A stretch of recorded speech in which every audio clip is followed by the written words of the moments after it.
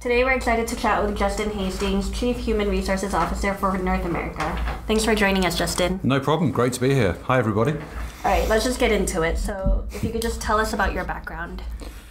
How long do you want me to be? Well, I was born. So for those of you who are either listening in live or on the podcast who don't know me, I'm in the US, but the first thing you can tell is that I'm not originally from the US. I have a British accent still, mainly, although my wife does occasionally tell me that I sound a bit too American. So I grew up in the UK. Went to school and university in the UK, but also spent a year at university in France as well. I did a languages degree. I did languages and economics. So I spent a year of that in the south of France, which was That's cool. a fantastic experience academically, but it was also where I learned to drink. As you do. Exactly. And then from there, I think like many people, many people don't necessarily know what they want to do with the rest of their lives when they leave university, and I was very much in that camp. Some people have a calling. I'm going to be a doctor, or I'm going to do whatever it might be. I had literally no clue whatsoever, and I fell into my first job, which was in a telecoms company called British Telecom, which is kind of the AT&T equivalent in the UK, and I went into a marketing role originally as a graduate. You kind of think, well, what do I do with a French and an economics degree? I'd say, well, I'll go and work for British Telecom and do marketing, because that's really obvious. But I remember somebody at the time saying to me, the first career decision you make is a really important one, because it has more of a shaping on the rest of your career than you think at the time necessarily, and that always kind of stayed with me. Anyway, long story short, I spent 14 years at British Telecom, doing a range of roles: marketing, product management, moved into some commercial and project management type roles, did strategy and business planning. Wow. I was then tapped on the shoulder to become the we called it head of programs. It was kind of a bag carrier for one of the CEOs. It was kind of a talent acceleration role that they used to put high potential people through, and I had the benefit of doing that role for a couple of years, working for the CEO of BT's international business at the time, so all of the business outside of the UK. Spent a bit of time doing that, then moved, when he left the company, I then moved into a strategy role. Spent quite a lot of time in that, working on a business transformation and turnaround plan, which involved working very heavily and very closely with the CHRO at the time, as we were doing some organisational restructuring on the back of that. And then the CHRO said to me, hey, listen, why don't you come work in HR? To which my initial response was, why would I want to go work in HR? I can say that now because I'm the HR guy. But he said, listen, we need more commercial orientation in the HR function. I've got a bunch of really good HR people. I want some more commercial orientation. And so you've got that. You haven't got the HR background. You can learn that. So he was taking a risk. I was taking a risk because I'd never really thought HR would be a calling for me. But anyway, fast forward 3 to 6 months from taking that role, I had my first kind of, road to Damascus type moment where I kind of finally figured, and this was about 8 years into my career, I think I could be pretty good at this, and I really enjoy it. So maybe this is what I should do for the rest of my career. And honestly, from that point, I've never looked back. I've always stayed in HR roles since then. Why do you think he handpicked you for this role? It's a great question. You should probably ask him. But let's not get him on the phone. I think he saw probably a number of attributes that are probably actually in a number of different disciplines fairly transferable. Good judgment, decision making, common sense, and a solid intellect that can work through problems. And to be honest, you pick most jobs that many of us do. They're attributes that are important. Okay, there are technical disciplines that you need to have in certain areas too. What I didn't have was kind of the HR professional grounding. I didn't have any professional experience or accreditation.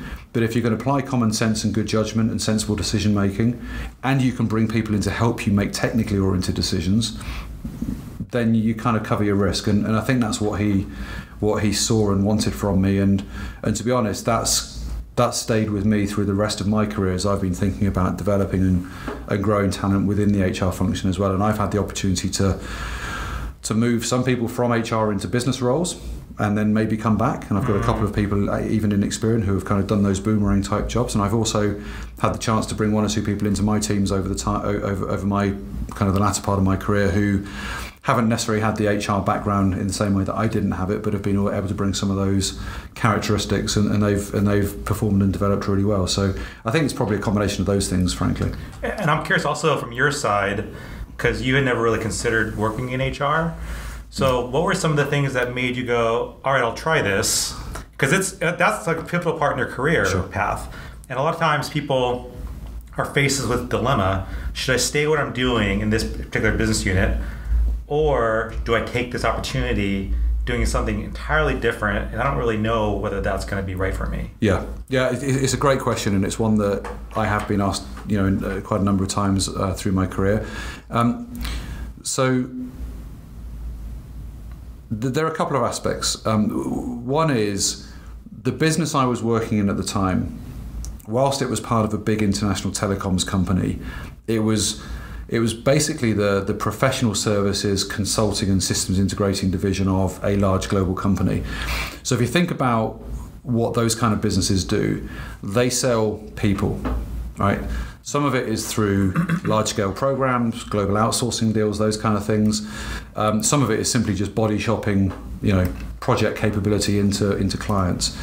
Either way, you're selling people and intellect and skills. And so what really appealed to me in the first place was getting into an HR role in a business where your people are your sole asset. I mean, every company says, hey, your people are your most important asset. And in most businesses, that's true.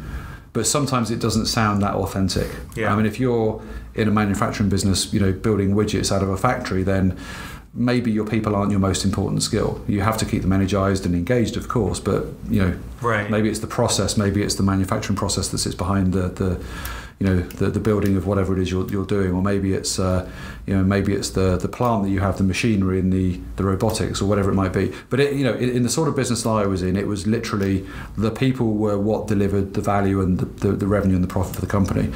And so being in an HR role where you're focused entirely on developing your prime asset was really appealing to me.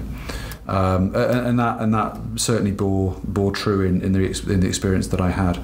The other thing, I guess, from a more personal perspective, was most things that I've done and tried in my career were not necessarily planned or preordained. I always had a fairly flexible view, partly because I didn't know what I wanted to do when I grew up, right? Mm-hmm. I think I pretty much know now, but it's taken me about 20 years to work that one out so far. But what I always enjoyed, and this is maybe part of what drives me personally, I've always enjoyed discomfort professionally. I've always enjoyed being in a position where, hey, I think I know what I'm doing, but I'm not quite sure that I'm really in control of it. And kind of almost being in that position where you imagine standing on the edge of a cliff, right, and feeling, I'm kind of pretty close to, getting in a pretty tough spot here. Yeah. And I've always been driven by that level of kind of professional discomfort. And so I kind of figured, I know nothing about HR. I have no credibility with other HR people, which was obviously a big thing for me at the time. But what I did have was I felt like I had something I could bring them from the point of view of the business and commercial experience that I had. So you kind of think about the quid pro quo, right? Yeah. What could I give? What could I get back? And so there's a kind of a reciprocity to the benefit that hopefully I could derive from the team that I was inheriting, and hopefully that my team could gain from me, even though I didn't necessarily have the stripes of being an HR leader per se. So it's a combination of those two things, really. And I think that's a really hard spot to be in, where you're being brought into a leadership role to manage a team of people in a business that you've never worked in before. Sure. So you have these people who, like, maybe some of these people that were on your team were like looking to get your role, and they're like, I have this much more experience than Justin, sure, but he's the one who got chosen. So there might even be some little bit of resentment on the team, like, this guy doesn't even know what we do. He's being brought in. So tell us about, like, the political climate, how you kind of manage. Yeah, I think there was probably less of that with as I kind of initially went into that first role and inherited a team, because I was coming from within the same company. You kind of build a kind of a credit in the bank, right? Even if it's not directly related to what you're moving into. But I I had a reputation, I had credibility, I had relationships, and all of those things go a long way. Yeah. But you're right, what I didn't have was the professional nous in the discipline that I was coming into, and there were people who were skeptical, without doubt, and there were people who were skeptical behind my back. Sure. You kind of hear these things second or third hand through the grapevine, and there were people who said to me, hey, listen, are you sure you're going to be able to do this? And honestly, to someone like me, that's red rag to a bull. If somebody says, hey, I question your ability to do this, I'm going to double down and try even harder to prove somebody wrong. And that's the same in anything that I do, whether it's professional, whether it's sporting, whether it's social, whatever. It's just a mindset. If I don't like anybody telling me I can't do something. Because you want to prove the naysayers wrong. But actually, you have to do that. I found I had to do that in a pretty subtle way. The other thing that was playing against me at the time was I was still relatively young compared with, some of the people who I was working with and some of the people who were inevitably then working for me. I was probably 8 or 10 years into my career at that stage, and then suddenly thrust into a VP level role with people who had been working in the profession and in the company in some cases for maybe 20 or 30 years. And so you have to be very mindful about how you kind of navigate those kind of pitfalls. And I think the biggest single thing that served me then, and I think continues to serve me, and I'm really glad we see a lot of this in Experian, is humility. It would be really easy to go into that sort of situations and kind of almost put up a barrier and say, hey, listen, I know best because I'm the boss. That's a really stupid thing to do. It's a really weak thing to do, I think. Good leaders, great leaders, have large doses of humility. They're able to say, they're willing to say, they're in fact keen to say, hey, listen, I don't know the answers, or I don't know the answer to this particular question. I don't have the solution, but I want to bring people in with me who can help us to figure this out collectively. You often see this actually. It's kind of an interesting thing, but it's also quite irritating from my perspective. You see people join companies from other companies, and it's not that unusual when people come in and say, well, in my last company we did this, so we should do this here, right? That's the worst thing I think you can do. And we've all got experiences where we've seen that, either a boss or a colleague or somebody that in our broader circle, right? I'm sure we've all said it on occasion. Getting into that kind of situation and even moving companies, I think you have to really bite your tongue, right? You might have prejudices, you might have preconceptions, but you have to hold your counsel on that. You have to bring people with you. You have to bring people into the dialogue and help them feel like they are part of building whatever it is you're trying to build towards. So I think having high levels of humility and enabling yourself to do that, I think, is really, really important. And I learned that very quickly. I'm sure I made mistakes along the way and probably tripped myself up and pissed a few people off. But that stood me in good stead, I think, going forward as well, certainly. And what's great about a company like Experian is you see a significant amount of humility right through this organisation. Sometimes probably a bit too much, actually, because we're very modest as a company. But I think that combination of humility and low ego is a really, really strong characteristic that Experian leaders have, which I'm really proud of. Yeah, I definitely see that as a running thread. Being someone who got put into HR without knowing anything about it, and I know you said that you like your challenges and you like kind of standing on the edge of the cliff and all of that, but even with all of that, don't you think there would be a lot of pressure going into a role where you don't really have experience there? So I want to know how you dealt with that pressure, if you did have it, and people questioning you well, can he do this? Did you ever question yourself, can I do this? Actually? Absolutely. All of the above, right? All of the above. I think part of what drives me, and it's linked to the kind of the standing on the edge of the cliff point, being uncomfortable. I love pressure. I thrive in pressure. I get really bored when things are easy. Not easy necessarily, maybe that's the wrong description, but when things are steady. Comfortable. Yeah. I get bored with that in most things, and my wife will, if she was in the room, she'd tell her, I'm really bad at relaxing. I can't sit there and do nothing. I've always got to be doing something, and creating a level of pressure and discomfort. It's just the way that I've always been since as far back as I can remember. And so that I kind of use that as fuel. As I think about kind of going into that role initially, in my first kind of foray into HR,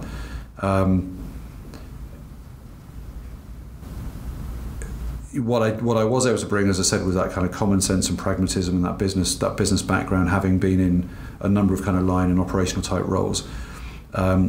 But I also just took a lot of time and invested a lot of effort into just learning about what was going on around me within the function. I mean, I wouldn't say I came in knowing nothing about HR, because most of us have a degree of knowledge about HR, because if nothing else, we're all consumers of HR services and products, right? So yes, I had managed teams, and I'd run performance management processes, and I'd done pay reviews, and some of those kind of basic kind of fundamentals of what HR teams deliver, I had been involved in and I'd been a consumer of. And actually what I was able to bring them was a kind of an outside-in perspective. Hey, this is how it's felt as a consumer, so let's have a think about that from the other side out. But, you know, as I went through the following 2 or 3 years, I also knew that to continue to build credibility, it was incumbent on me to start to build some stronger kind of qualification, if you like. I don't mean necessarily academic qualification, but part of it was academic, but just qualification to be more effective at the job that I was doing and the leadership I was providing to other people. And actually, one of the things I did do was embark on a master's program around HR. So I now have an academic qualification. Okay, I've been in the HR profession now for 15 years or so I kind of feel like I've earned my spurs as well. But early on, I also invested in a couple of years alongside working in going through a master's program actually with Rutgers University over in New Jersey. So I think that one showed, hey, this guy's committed. Right. And that's important when other people see you're investing your own time and effort into becoming better. And secondly, over time, it just enabled me to say, you know what, I've got the experience, I'm building more experience, and I have this kind of professionally recognised accreditation now. And a combination of those things, I think, just helped to accelerate the acknowledgement and the acceptance from other people. Right. I know we didn't really get to let you finish your entire background. Yeah. We kind of just jumped on that. That was the second one. So I'm going to fast forward to when you were HR director for Experian UK. Yes.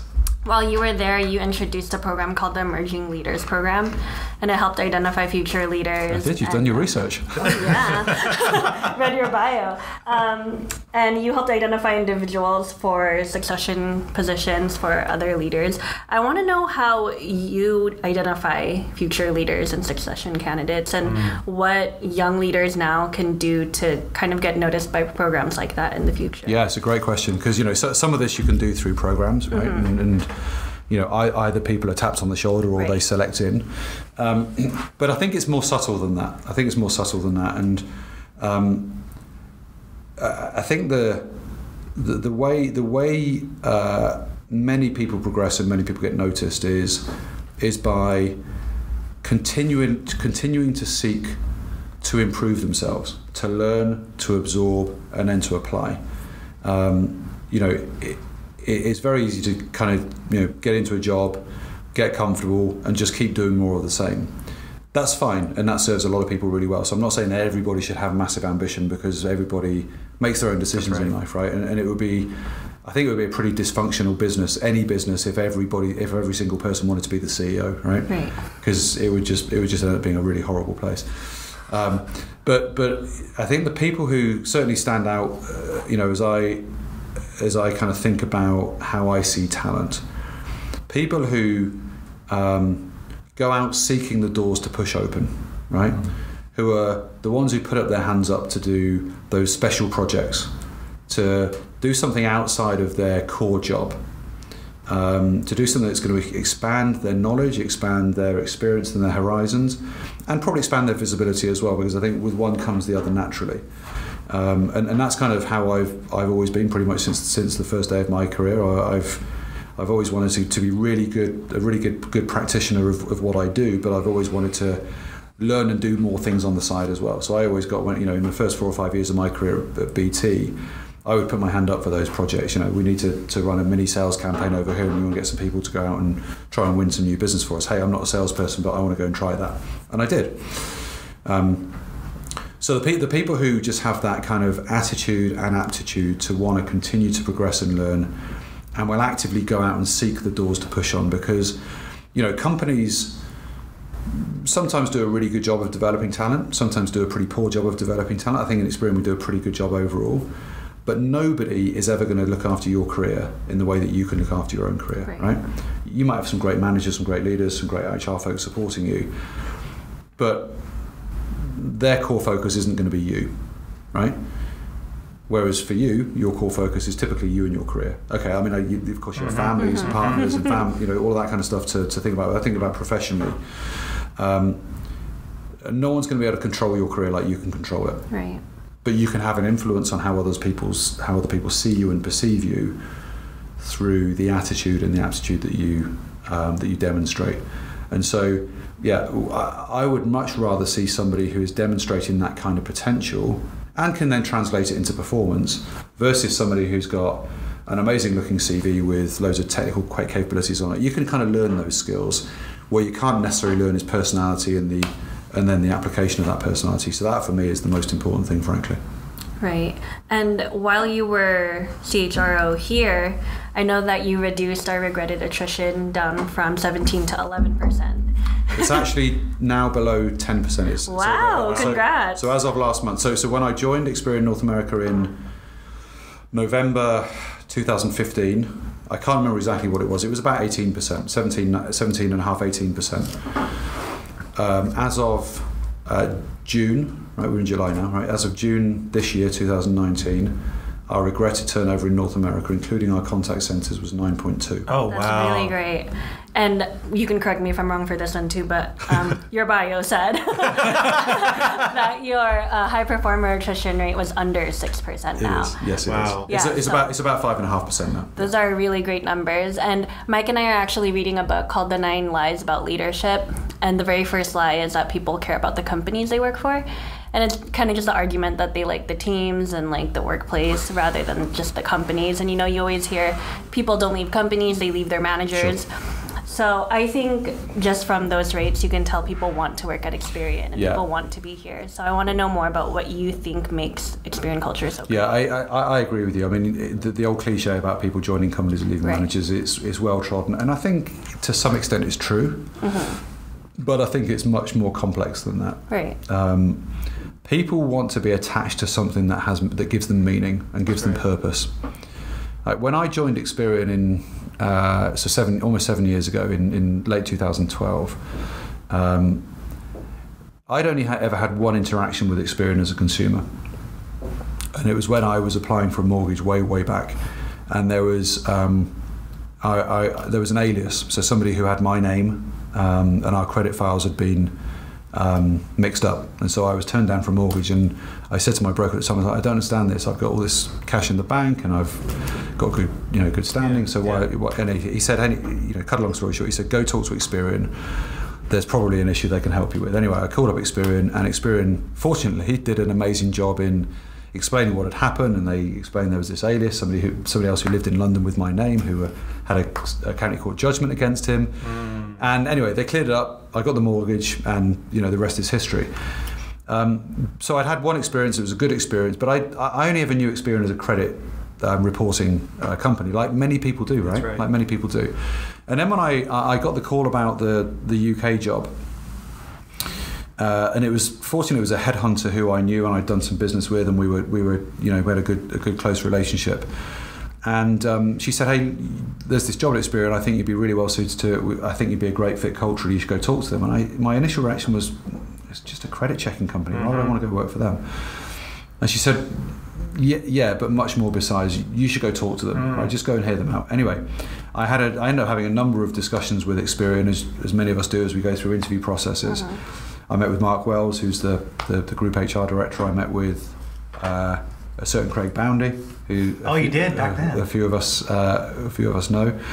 He was running the UK business at the time. I met with Chris Calero, for those of you who have been around the business for a long time, who was Kerry's predecessor as COO, and then I met with Don Robert, who's just retired as the chairman. And everything I heard from all of those people was consistent, right, around the culture and the leadership of this company.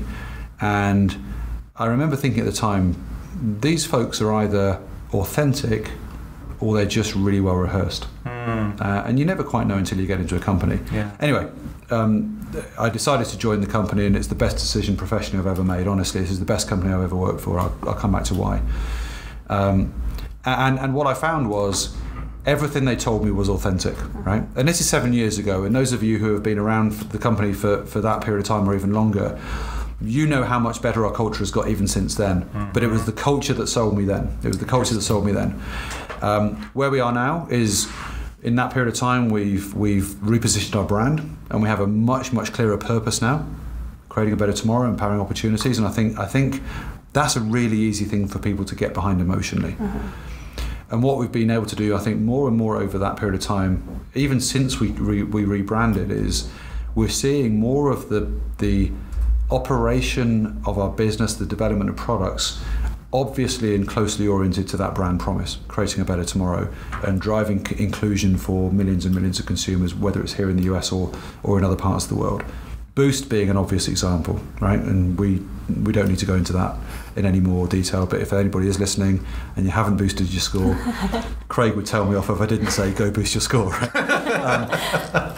Or another example, Clarity Services, right? We make an acquisition in a business, which by the way is a phenomenal business, that is helping to open up financial inclusion for tens of millions of the underserved historically in the US. And I know we're doing similar things in other parts of the world, whether it's in Asia or in the UK and EMEA or elsewhere. Rent Bureau, another example, right? So there are lots of examples of where I think our people can see our products aligning directly with our purpose. And that's one of the reasons why I think people stay. Another reason, people want to be on a winning team, right? People absolutely want to be on a winning team because you like that sense of success. Right. And we're fortunate that, well, we're not fortunate because it's not by luck.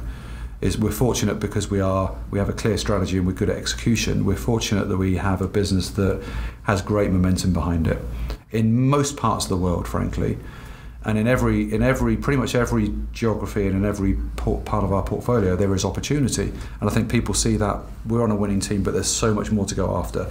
So I think progress, momentum, a purpose that people can get behind and feel personal meaning with. And a culture that underpins that, which is all about driving innovation and valuing every single person that works for the company. That's a winning formula, and that's one of the core reasons why our attrition has gone from 18 to less than 10. Yeah, so good. I'll say that the culture here has just been like a dramatic shift. I joined Experian about 9 years ago, and I'll say that when Craig came on board, there was a shift, a really positive shift. And then over the last, I would say, 3 to 4 years, there's been even a bigger shift towards diversity and inclusion, ERGs, employees, like we're breaking out of our silos and joining up with other business units all the time through volunteer activities and the ERG and the clubs. Like I see like so many cool things happening here at Experian, but it wasn't like that going back 9 years. Sure. And you came on, I think about 4 years ago? 4 years ago, yeah. Tell us about leaving the UK, your decision to go, okay, I'm going to go to the US. Tell us about that decision. And then when you came on board here, like your thoughts on, okay, how do I begin to make this cultural shift? Because there has been a dramatic shift. Sure. Yeah. So I guess two kind of distinct parts of that. So the moving across from the UK, there were a couple of dimensions to that. One professional, one personal, right? Professional part was really easy. I'd been in the UK, Experian UK for 3 years, second largest region in revenue terms. The obvious next step professionally inside Experian was come to the US, the biggest region, about 3 times the size in revenue and, larger employee base. So professionally, it kind of felt like an obvious progression for me personally. Now, at the time, my wife was pregnant, and so with our first child, and the day we moved to the US, it was November the 14th, 2015. It was just before Thanksgiving. Oh. And most airlines have a policy where if you're greater than 32 weeks pregnant, you can't travel. Right. My wife was 31 weeks and 4 days pregnant when we moved here. Oh my word, Justin! I will never forget those stats because she will never allow me to forget them. You can do it. You're still reading. Now, No, it wasn't like I forced her to come over. Yeah. Although she sometimes tells me I did. Yeah. But it was clearly a joint decision, and hopefully most good decisions in marriages are joint. But she made some massive sacrifices. Right, in the very short term, she came across. We had no healthcare, right? We had no medical support. We had no OB, none of that. We didn't even have a booking in a hospital for the birth, right? So we had to. And for anybody who's has to navigate the US healthcare system, it's a bit different from the UK, right? It's pretty complex. So we had to manage that, and that was a really stressful time. And she left all of her support network behind, her family, both of our families, her friends, many of whom were either had kids or were giving birth around about the same sort of time. So you give up all of that security blanket. Whereas for me, it was easy, relatively, because I was coming from Experian in the UK. I know the company. I arrive in the US. I have relationships with a number of people here already. It's kind of, you have a head start. Yeah. And naturally, because of my mentality, I like to throw myself into things. I like to put pressure on myself. I like to stand on the cliff. Uncomfortable. I just, I threw myself into my work, and I didn't put enough focus on the personal side of it. And it's all good, and we have two wonderfully healthy children now, both of whom were born here. But I got the balance wrong in the initial stages here. So that's kind of the personal journey. It was professionally easy, personally very difficult, and I underestimated how difficult it would be. But anyway, fast forward 4 years, and we love being here, all of us. The culture. So when I first arrived here, one of the first things I noticed was we had some very, very capable talent here, some very capable leaders, but it felt quite fragmented from the point of view of businesses not necessarily collaborating effectively with each other, right? You have people just working in their stovepipes, and and I know, and Craig's right, by the way. I know that Craig doesn't have an orientation towards restructuring and reorganizing businesses, because frankly, what makes businesses tick is behavior, not structure. I mean, there is no such thing as a perfect organizational structure. You change from one dimension to another and you solve a bunch of problems, you probably create a whole bunch of different problems. But what you can do is you can change the way that people operate through management behavior. And so we wanted to be quite subtle about driving the collaboration and this, over time, this sense of inclusion in North America through a shift in tone, through a shift in rhetoric, and through ultimately a shift in behavior as well. And so it's a little bit like One Experian, where it's not about putting a big program in place, it's about setting out an ambition, talking about it, putting a few things in place, lighting some fires, and then seeing that progress over time. And that's kind of what we did with building out the culture. And Charles Chung, when he was here, and we kind of sat together and we kind of came up with the power of you as kind of a strapline and this notion of bringing a whole self to work, but we weren't quite sure exactly what we wanted to do, but we just wanted to create this sense of something that brought us all together emotionally. Now, what we did know was that we wanted to drive greater momentum in business performance. How do you do that? You put more great products out into the market as quickly as you can, and quicker than your competition and better than your competition. And that then fuels the growth and the momentum. And it's exactly what we see now if you kind of look at where our business is today. And we kind of thought, well, from a cultural perspective, what's going to help to underpin that? We want more collaboration between businesses, and we want more people to feel like their ideas count. So we kind of very deliberately didn't focus on diversity as much as we focused on inclusion. And of course the two are interlinked, right? But you see companies who focus on diversity, and then they go out and they go out and put they end up doing some potentially goofy things, right? You see companies who say, hey, by date X, we want to have 40% of our executives female. Okay, good intention, but you run the risk of running unintended outcomes if you try and drive those kind of targets. And by the way, what ultimately does that achieve? Other than maybe the balance in gender, but does it help your business really to succeed, other than maybe beyond a headline? That's important to us. We want to continue to make sure we have the right level of diversity in our employee population at every single level. But more important than that, we want a culture where everybody feels like their voice counts, where regardless of your gender, your sexual orientation, the colour of your skin, your religious beliefs, your social background, your educational level, none of that should matter. Mm-hmm. What should matter is your ability, your passion, your creativity. And when people feel like those things are valued and those things are important, they're more likely to express them.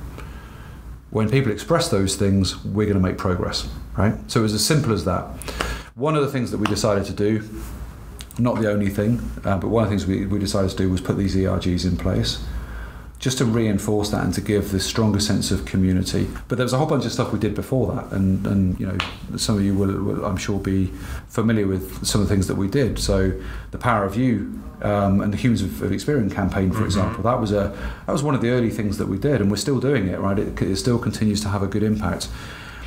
Bringing these things, these intentions to life with personal stories, where people can expose themselves and feel comfortable enough that they can talk about themselves truthfully in their own experiences and their own stories, and then relate that to why being a part of Experian means something to them. That gets people's emotions attached to the company, as well as some of the stuff we talked about with brand and purpose. And then from that, we started to build a bit of momentum, and then we decided, hey, it's time to now to put some more formal structures in, like the clubs and the ERGs. But it was kind of a slow and deliberate burn. I think if we'd gone out initially and said, hey, we want to focus on inclusion, we're going to build some ERGs, people would have felt that was probably a little bit inauthentic. So I think we've managed to do it in a way which feels like it's been more organic. Yeah, I feel that way. I feel like it's very employee led. Like a lot of the clubs. Exactly, and you know, I talked about lighting a few fires, and that's exactly what I mean. You kind of need to do this from two dimensions, right? You need to have the leadership tone set from the top of the organisation, and we have that here. You hear it from Brian, you hear it from Craig, you hear it from all of the North America exec, you hear it from pretty much, you know, every exec across the company feels this is important. But what we've also been able to do is we've been able to light fires and have this being built up from the employee base itself. You know, the one thing I did on the ERGs was I personally made phone calls initially to the people who became the sponsors of the ERGs, right? I said, hey, listen, we want to do this stuff. It's really important. This is why it's important. This is what we're trying to do with it. And I would personally love you to be a figurehead for this. And this is the support we'll give you. And at the time it was 7, now we have 8 ERGs. It was 7 at the time. Every single person said, of course, I'd love to do this. Right? Nobody said, I'm not sure. Right? Everyone said, this is a great thing to do, and I would love to put my name to it. And then we just, and then we stood back, all right, and we let them grow. We let them, you know, put fuel on their own fires, and we can now see the impact they're all having. I mean, even Aspire, which is the most recent one that we launched only a few months ago, that's already having a big impact, right? So it doesn't take much just to create a little bit of a catalyst, and then people will just get behind it because they care about this company, right? And they care about the culture they're building. So you give people the permission, you give people the encouragement, and they'll just run after it. That's the sort of people we have here.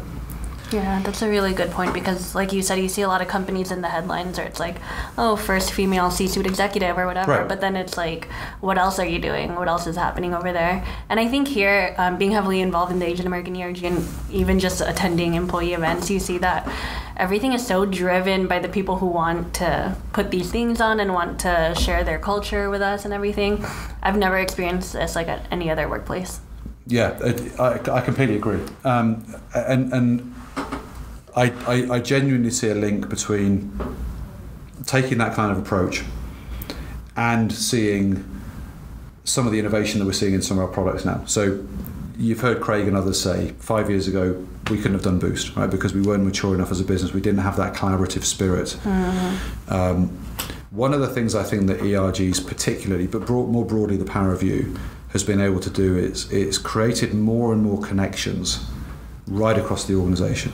Communities coming together, understanding each other more, building trust, building camaraderie. That, I think, has really helped to cement and underpin some of those business relationships that people have in collaborating between business lines. And it's no surprise that we've been doing all this work around the culture and we've launched the ERGs, and our level of innovation and collaboration has increased as well. The two are absolutely linked, without doubt. So we're running on about 15 minutes. So we're going to be coming down to our last few questions. Do you have advice for people at Experian who are maybe just starting out their careers?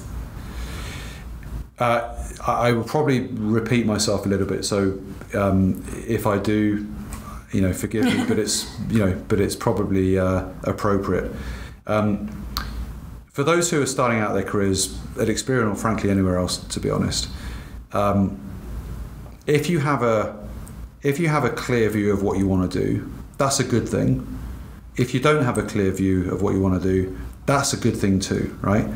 And for those who do have a clear view or think they have a clear view, don't be too rigid about it, right? Because there are lots of things at the outset of your career that you don't know, right? There are lots of things when you hit, 20, 25 years of your career, like pretty much where I am now, that you still don't know.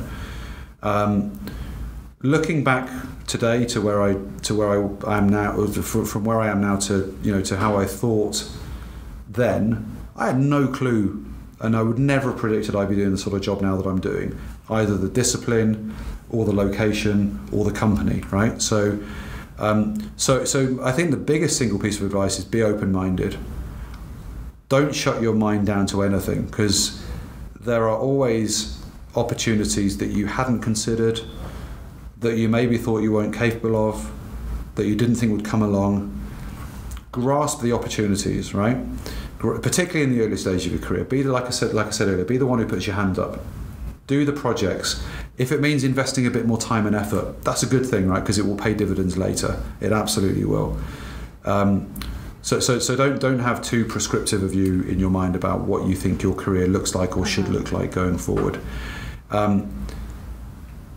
Engage well with other people, because to be honest, the single biggest thing that helps, I think, the great leaders stand out is their human touch, right? Really good leaders create followership. They have high levels of empathy and of emotional intelligence. And to be honest, most of us who think about our social circumstances or our family circumstances, sometimes you drive based on logic and rational thinking. Oftentimes you engage people through emotion, right? You have to do both, of course, in business and frankly in personal life as well.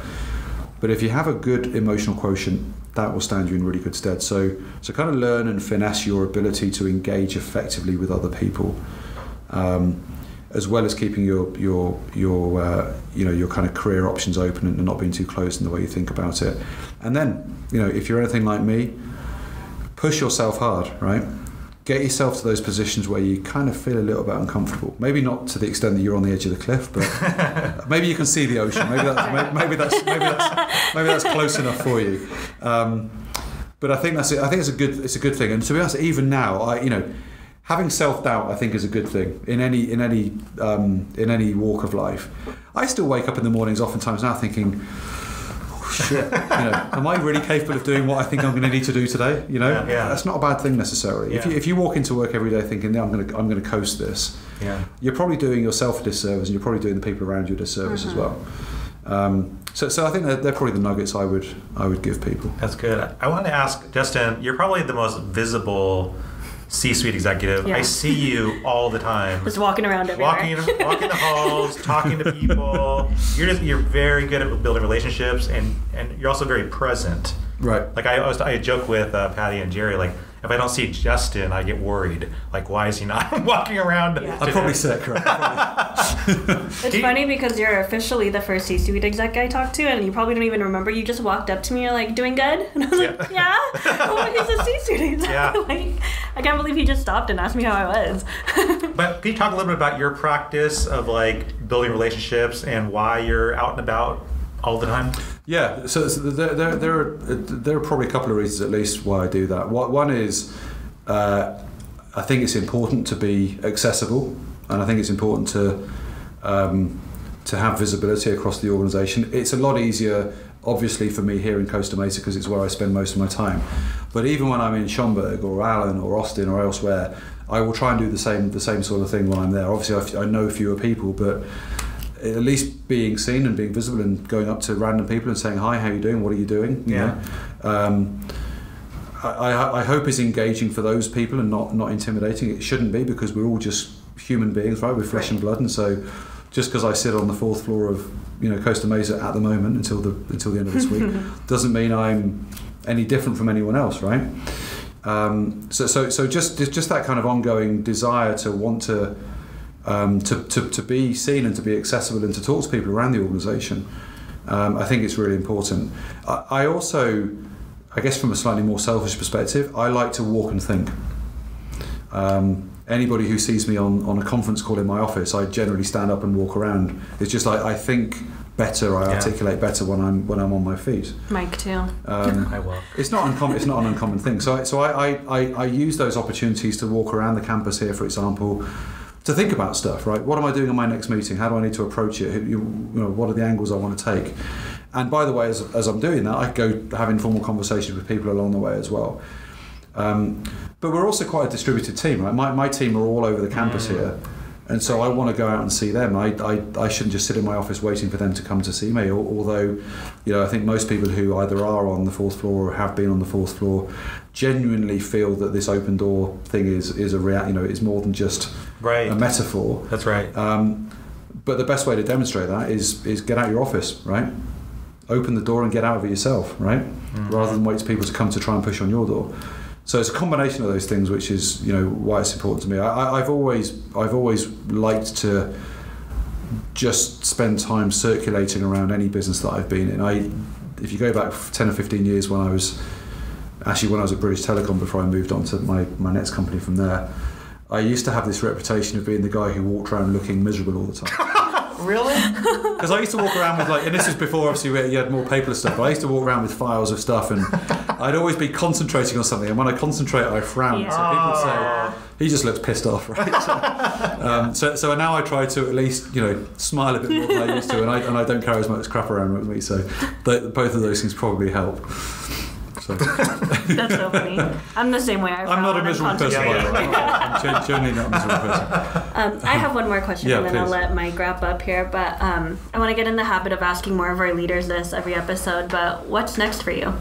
Broad question, I know, and I know a lot of people say, there are stages where we really don't know what's next. But your C-suite, I feel like that's pretty much end goal for a lot of people. But sure. How about for you? Well, immediately next I have a one-to-one with one of my team, but I guess that's a safe answer. I guess that's not the answer to the question you want, but it buys me some time.